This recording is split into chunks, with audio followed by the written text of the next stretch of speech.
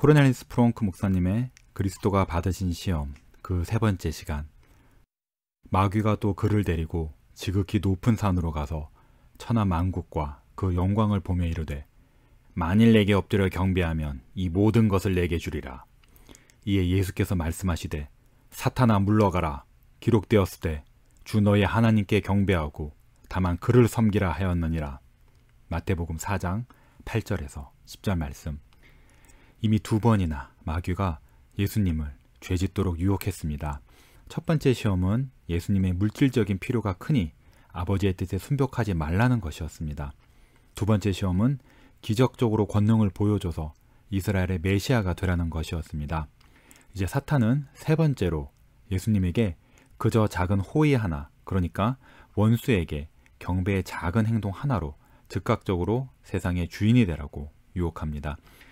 사탄은 예수님을 성전 꼭대기에서 매우 높은 산으로 데려가서는 순식간에 온 세상의 왕국들을 보여줍니다.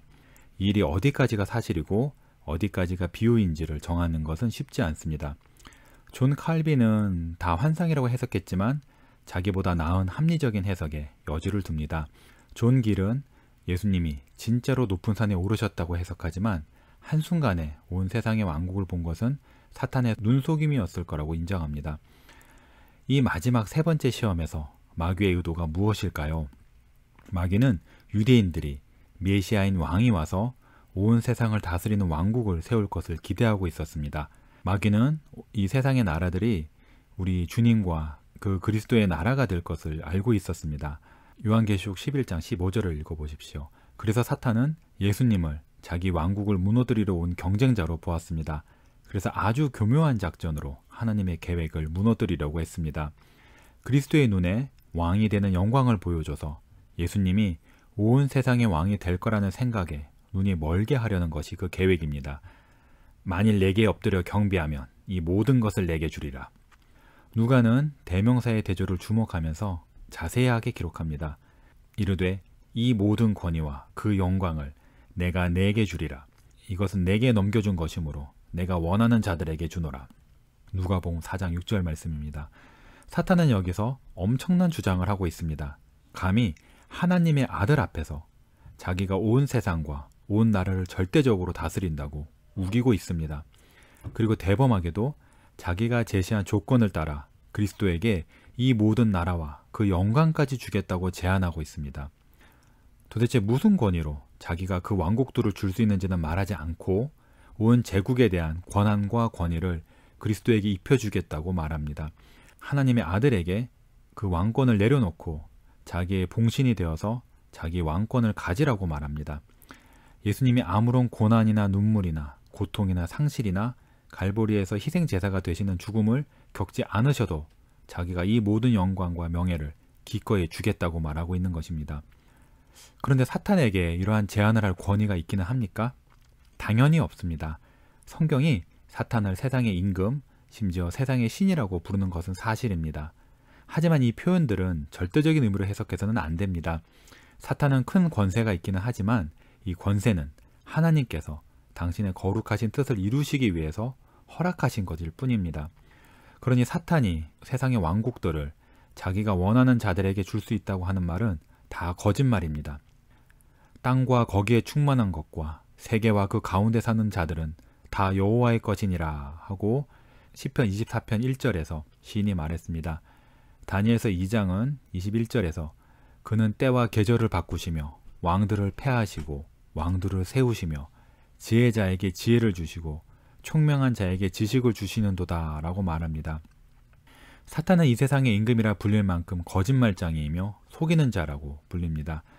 사탄의 약속과 제안은 언제나 속임이 있습니다. 이 세 번째 시험에서도 마찬가지입니다. 분명 사탄이 그리스도의 눈앞에 보여준 것은 아름답습니다. 천하 만국과 그 영광 말입니다. 하지만 사탄은 세상의 영광만 보여주고 조금이라도 나쁜 것은 보여주지 않았습니다.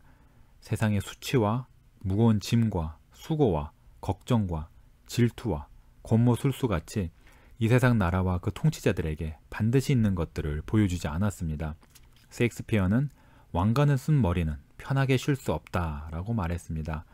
왕과 황제들은 자기 생명을 위협하는 것들과 궁궐의 음모와 나라의 여러 문제들 때문에 늘 걱정하고 살았다는 말입니다.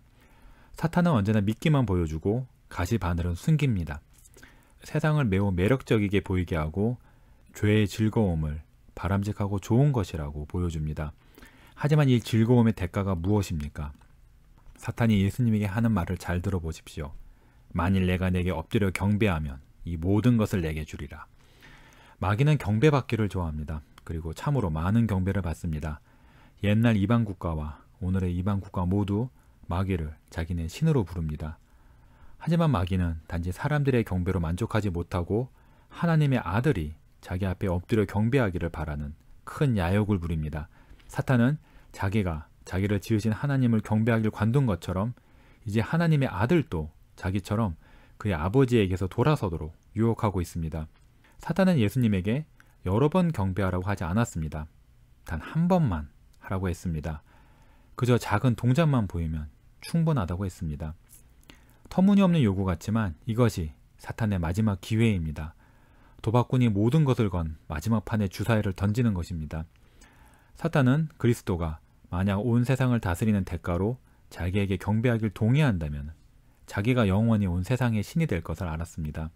사탄이 여기서 그리스도에게 제안하는 것은 본질적으로 사탄이 우리 모두에게 제안하는 것과 같습니다.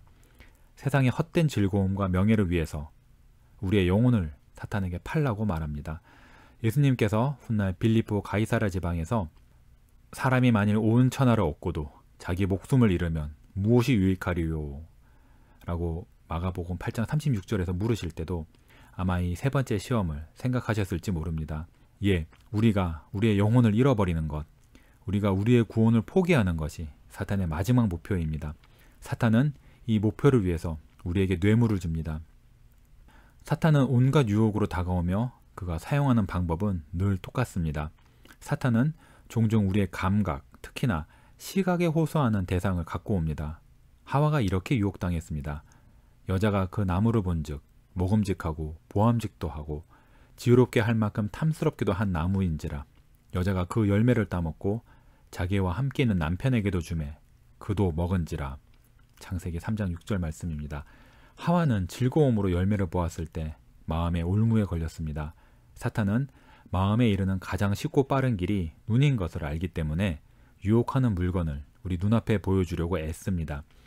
특히 오늘날 영화나 잡지나 텔레비전에서 우리 눈에 보여주는 그림들 가운데 우리 영혼으로 들어오는 것이 얼마나 많습니까?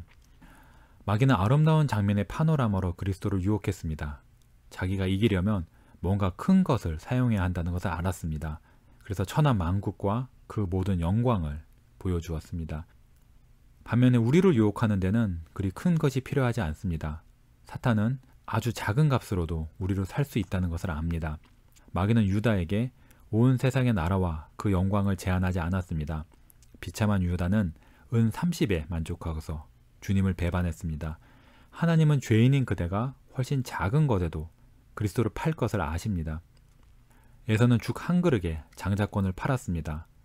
많은 사람들이 죽 한 그릇같이 작은 것에 자기가 받은 세례와 기타 언약의 특권과 영원한 구원까지 기꺼이 팔려고 합니다. 성경은 우리 구원에 세 원수가 있다고 말합니다. 마귀와 세상과 우리의 육신입니다. 마귀는 속이는 자요, 모든 악을 고안해낸 자입니다. 육신은 마귀가 사용하는 주된 원리입니다. 세상은 마귀가 우리를 속이고 우리의 마음을 하나님께서 떼어놓기 위해서 사용하는 미끼입니다. 마귀의 목표는 단 하나입니다. 우리에게 세상의 것들을 제시해서 우리가 하늘의 것들을 누리지 못하게 하는 것입니다. 그러니 마귀의 모든 제안 뒤에는 숨겨진 대가가 있습니다. 겉으로 말을 하던 안 하던 지불해야 할 조건들이 있습니다. 마귀는 거저 주는 척하지만 실상은 매우 비싼 값에 파는 것입니다. 만일 내게 엎드려 경배하면 이 모든 것을 내게 주리라. 그리스도는 이 시험에 어떻게 대응하셨습니까? 이것이 진정 시험일까요? 예, 분명 시험입니다. 시험이 아니라면 성령께서 그리스도에게 이것을 받게 하지 않으셨을 것이기 때문입니다. 이 세 번째 시험도 앞의 시험들과 마찬가지로 그리스도에게 십자가를 지지 않고 왕관을 얻으라고 제안하기 때문에 진짜로 큰 시험인 것입니다. 마귀가 보여준 세상의 어떠한 것도 우리 구주 예수님의 마음과 정신에 매력적인 것이 없었습니다. 하지만 예수님이 이미 짊어지시고 계신 짐에 무게를 더한 것은 맞습니다. 예수님이 짊어지신 짐이 점점 무거워졌기에 예수님은 겟세마네에서 내 아버지여 만일 할만하시거든 이 잔을 내게서 지나가게 하옵소서 라고 기도하셨습니다. 마귀의 뻔뻔한 제안에서 그리스도가 고려하실 만한 것은 조금도 없습니다. 앞선 두 시험은 그래도 뭔가 좋아 보이는 것이 있었습니다. 예수님이 줄이셨고 당신을 메시아로 나타내 보이시기를 원하셨습니다. 그리스도는 이 세 번째 제안과 특히 거기에 붙은 말도 안 되는 조건을 당신의 영혼이 할 수 있는 가장 큰 혐오와 증오로 거절하셨습니다. 이렇게 마귀의 제안은 가장 단호한 거절을 받습니다. 사탄아 물러가라. 기록되었으되 주 너의 하나님께 경배하고 다만 그를 섬기라 하였느니라. 이렇게 그리스도가 사탄의 제안을 거절하십니다. 그리스도께서 세상의 왕국들이나 그 왕국을 소유하시는 것에 관심이 없어서가 아닙니다. 때가 되면 예수님께서 제자들에게 하늘과 땅의 모든 권세를 내게 주셨으니 라고 말씀하실 것입니다. 마태복음 28장 18절 말씀입니다. 하지만 예수님은 부활하신 뒤에, 그러니까 그 모든 일을 마치신 뒤에야 비로소 모든 권세를 얻으실 것입니다. 그리스도는 권위와 통치의 왕관을 쓰시는 길이 오직 아버지의 뜻에 완전히 순종하시는 것 뿐임을 아셨습니다. 예수님의 이 말씀에 마귀는 주님을 떠납니다. 누가는 마귀가 모든 시험을 다 한 후에 얼마 동안 떠나니라 라고 말합니다. 누가복음 4장 13절을 보십시오. 마귀가 다시 올 것이지만 일단은 물러갑니다. 새로운 시험을 생각해낼 수가 없고 다음 행동을 계획할 시간이 필요했기 때문입니다. 그리고 성경은 천사들이 나와서 수종드니라 라고 말합니다. 분명 천사들은 예수님께서 당신의 가장 큰 원수와 두려운 싸움을 하신 뒤에 필요한 음식과 위로를 가져왔을 것입니다. 예수님의 순종은 상을 받습니다. 사탄이 천사를 부르라고 제안했을 때는 예수님이 거절하셨습니다. 하지만 이제 예수님은 천사들의 섬김을 받으십니다. 당신이 한결같이 높이셨던 아버지께서 보내신 천사인 줄 아셨기 때문입니다. 천사들이 가져온 음식이 예수님의 입에 얼마나 달았을까요? 이는 내 사랑하는 아들이요 내 기뻐하는 자라 라고 하신 아버지의 말씀이 다시 예수님의 영혼에 울렸을 것입니다. 오늘날도 주님의 힘으로 사탄의 유혹을 이긴 모든 사람들이 이와 비슷한 위로를 누립니다. 예, 우리는 사탄을 이길 수 있습니다. 우리가 주님께 힘을 달라고 구하기만 하면 주님께서 우리에게 한없는 힘을 주실 것입니다. 우리는 시험을 피할 수는 없습니다. 주님을 사랑하는 사람은 모두 사탄의 불화살을 맞습니다. 하지만 이 불화살은 우리의 믿음의 방패로 끌 수 있습니다. 우리가 주 예수 그리스도와 그의 의로움 뒤에 숨는다면 사탄을 이길 수 있다는 말입니다. 그러니 사탄이 와서 악한 제안을 할 때 곧장 그리스도께로 도망가십시오. 나를 지켜달라고 주님을 부르십시오. 주님은 모든 일에 우리와 똑같이 시험을 받으신 이로되 죄는 없으신 분이기 때문입니다. 히브리서 4장 15절 말씀을 읽어보십시오. 우리는 사탄에게 단호해야 합니다. 그리스도가 하신 것처럼 사탄아 물러가라 기록되었으되 라고 말하면서 사탄을 내어 쫓아야 합니다. 그러면 사탄이 도망갈 뿐 아니라 하나님이 주시는 평안이 그대의 영혼에 내리는 것을 경험할 것입니다. 하지만 그대가 아무런 싸움도 하지 않고 사탄에게 저항하지 않고 그의 제안을 받아들인다면 이것이 그대가 사탄의 자녀라는 증거인 것을 아십시오. 예수님께서 당신을 믿기를 거부하는 사람들에게 너희는 너희 아비의 마귀에서 났으니 너희 아비의 욕심대로 너희도 행하고자 하느니라 라고 요한복음 8장 44절에서 말씀하신 것을 기억하십시오.